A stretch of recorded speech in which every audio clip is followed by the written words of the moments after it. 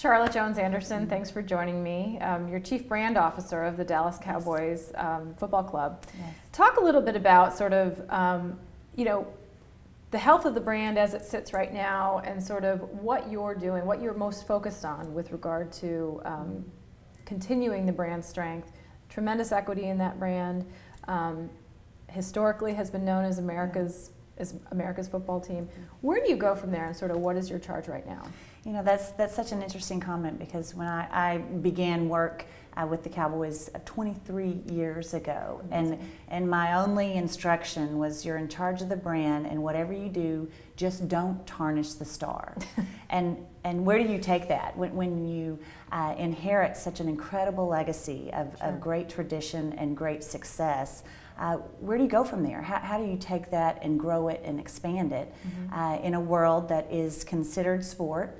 How do you grow that to be entertainment? And how do you maintain your relevancy in everyday conversation of, you know, we've always known that we are really entertainment. You know, we are a respite from everyone's daily life. So we're asking consumers to support us with their disposable income and have time for us and be a part of them. So what can we offer them so that we can go on a journey that leads us into other directions? And I think over the last 20 years, it's been, how do you take that brand and expand that? How do you develop your partnerships with your corporate partnerships, and how does that fan engagement change over time? That was once the ticket buyer is now the season ticket member. And how do you develop those kind of relationships so that you know that they'll be there the next time that you go out on the field? So what are some examples of ways you're doing that? And I would add, you know, unlike other marketers, your product, if you will, is only, you can control it to an extent, right? I mean, what happens on the field and this is out of your hands. I would say this, that I have to work harder when our team does not have the success that we strive for on the field, because you are constantly trying to deliver a quality experience. Sure. And when you are a lifestyle brand, which we pretty much feel that that's the niche that we are, is that people are coming and they're bringing their passion and they're bringing their emotion, and we are trying to engage them. You know, we really are a community type atmosphere of how can we touch on everything that particular fan is looking for. And success on the field is part of it, but in the end we can't control that, so we have to control the environment around it and to deliver to that. And you know, really our biggest competition is not necessarily another sporting event or something else that requires disposable income. It's the flat screen TV at home. You know, it's that home environment. And our biggest partner is our networks. So at the same time, we're trying to deliver a product that they can shine on television, while we are also competing with them to get people out of their homes and into the stands to support our team in the venue. So what are you doing, and how have you transformed? I know AT&T Stadium is just obviously our stadium was our first, you know, really big transformational step, if you will. And as we took on the responsibility of what that venue would be, we knew we had to do something that was more than just a sports arena. And we had to step out and do something that would cause people to feel like, one, that they were important, that obviously it needed to be a venue that would house our game and support our fans, but it needed to be bigger than that. And it needed to draw events beyond who we were with the team to the area, so that the community would see a real value in what that asset was. And then, you know, you had to monetize it. Somehow you had to pay for the light bill, and how were you going to do that? And you had to be able to deliver experience not only to the consumer that was buying the ticket, but to the sponsor and the partner that was helping you financially support the building.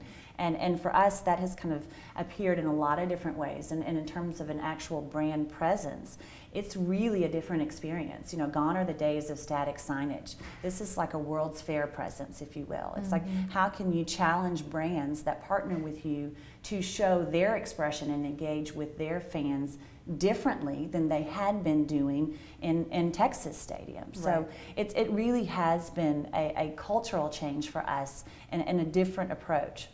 Now, probably similar to some other brands, you know, Dallas Cowboys brand is one that sort of is somewhat polarizing, right? It takes a stand, and you're either with them or you're against them. You know, how do you sort of take advantage of that? And there are brands, we can name them now, that are just as polarizing, but they engender passion. Yeah.